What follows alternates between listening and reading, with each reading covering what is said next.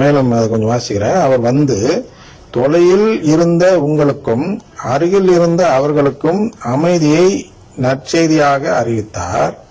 அவர் வழியாகவே இரு இனத்தவராகிய நாம் ஒரே தூயாய் மூலம் நம் தந்தையை அணுகும் பேறு பெற்றிருக்கிறோம். நம் தந்தையை இந்த இடத்துல வேறுபடுறோம். நம் தந்தைனா உண்மையிலே நம்முடைய தந்தை என்று நம்புகிறோம். அதற்கு உதவுவதுதான் தூயாவி என்று நம்புகிறோம். ஆனால் அவர்கள் மற்ற சபைகளும் சரி, இந்த அருங்குடை இயக்கத்தினர்களும் சரி என்ன செய்கிறார்கள் என்றால், இது உருவக தந்தையாக எடுத்துக்கொள்கிறார். உண்மையான தந்தை அல்ல, தந்தை போன்ற ஒரு நபராக தன்னை கடவுள் இருக்கிறார் என்று பார்க்கிறார்களே தவிர உண்மையிலேயே அவரிடம் உறவு கொண்டவர்கள் என்று சொல்லவில்லை. ஆனால் உண்மை என்று எங்க நமக்கு எப்படி புரிகிறது இந்த இடத்துல என்றால், அணுகும் பேறு பெறுதல். தந்தைன்னு சொல்லி அணுகுவதற்கு, கிட்ட நெருங்குவதற்கு நம்மளுக்கு ஒரு பேர் வேண்டும், ஒரு ஆசீர்வதிக்கப்பட்ட நிலை வேண்டும், அனுமதிக்கப்பட்ட நிலை வேண்டும். அதான் பேரு என்று சொல்றோம். அணுகும் பேரு. எல்லாரும் அவர் அணுகிவிட முடியாது.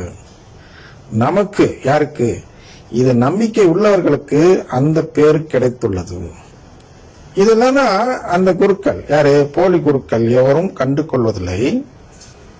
அதான் அடுத்த நற்செய்தி வாசகத்தில் பார்த்தால் 1000 ஆடுகளை போல் இருந்தனர் அப்படின்ற தலைப்புல கொடுக்கப்பட்டிருக்கிறது. இந்த 1000 ஆடுகள் அப்படின்னு என்ன? இப்ப உள்ள நிலைதான். எல்லா 1000 சொல்லிக் கொள்ளக்கூடிய எல்லா போலி குருக்களும், எல்லா குருக்களும் போலியாக இருக்கிறார்கள். எனவே நாம் எங்க போனாலும் உண்மையான குருவை காணோம். உண்மையான குரு காணப்படுவது ரொம்ப அரிதா இருக்கிறது. ஒரு மறை மாவட்டத்தில் 4-5 பேர் தான் இருக்கிறாங்க. மற்றவங்க எல்லாம் யாரு? இந்த புதுமையான சிந்தனை சொல்கிறேன் என்று சொல்லி நம்ம எல்லாம் சிதறடித்து அழித்து ஒழிப்பவர்கள் தான் இப்பொழுது குரு என்ற ஸ்தானத்தில் இருக்கிறார்கள். இவர்கள் தான் யார் என்றால், சிசிசியை படிக்காதவர்கள், சிசிசி படித்திருந்தாலும் அதை நம்பாதவர்கள். அடுத்து என்ன? திருவிழியத்தை படிக்காதவர்கள், திருவிழியத்தை படித்திருந்தாலும் அதில் உள்ள மறை உண்மைகள், இறையாட்சியின் மறைபொருள் என்று பார்க்க அது தெரியாதவர்களாக இருந்து கொண்டு நம்ம எல்லாம் வழிநடத்தக்கூடிய குருடர்களாக இருக்கிறார்கள். அனைவரும் குருடர்கள்.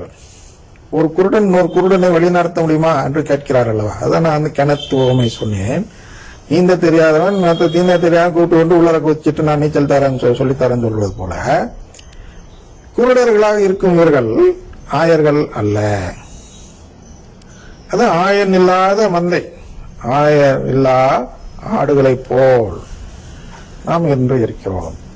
நமக்கு ஆயர்கள் இல்லை. ஆயர்கள் போன்ற நபர்கள் இருக்கிறார்கள்.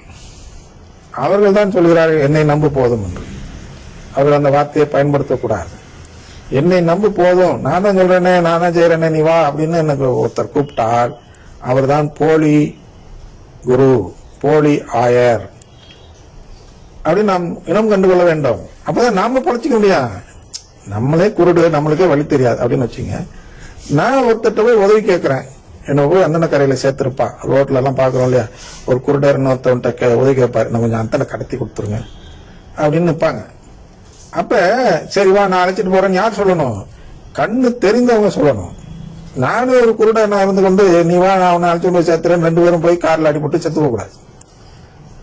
அது மாதிரி அழைச்சிட்டு போறவங்க பேரு அந்த வழி நடத்துபவர் அல்ல. அதுபோல் தான் இந்த குருக்கள்.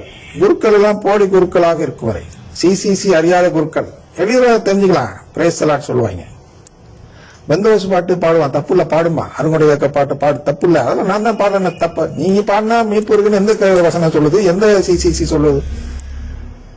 நீ உருவ வழிபாட்டுக்கு அழைச்சிட்டு போற, சொந்த கருத்து சொன்னாங்கிறது வேணா ஒரு சிசிசி சொல்லுது 2779. குருவை நம்பி நீ உருவ வழிபாடு செய்தாலும் உனக்கு மீட்பு கிடைக்கும் எந்த சிசிசி சொல்லியிருக்கு? காட்டுங்க, எந்த வசனம் சொல்லியிருக்கு? ஆனா இவங்க சொல்லுவாங்கம்மா நான் செய்யறவா, நான் அழைச்சிட்டு போறேன், நானே, நீ என் பின்னாடி வா, நான் போறேன், என்னை பின்தொடரு, இயேசுவை பின்தொடராத என்று சொல்லக்கூடியவர்கள் இந்த போலி குருக்களாக இருக்கிறார்கள். எனவே நாம் எச்சரிக்கையாக இருப்போம். இங்கே 3 கேள்வி இருக்கிறது. என்ன? திருவிழியமா, திருச்சபையா, குருக்களா?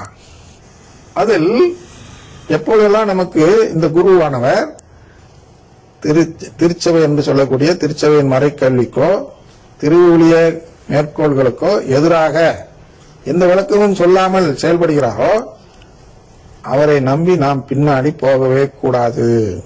அவர் இந்த பந்தையை சிதறடிக்கக்கூடிய நபர். என்பதை நாம் புரிந்து கொண்டு எச்சரிக்கையாக இருந்தால் இந்த கடவுளின் குடும்பத்தை விட்டு செதறாத நிலையில் நாம் இருக்கலாம். தந்தை மகன் தூயாவின் பேராலே ஆமென்.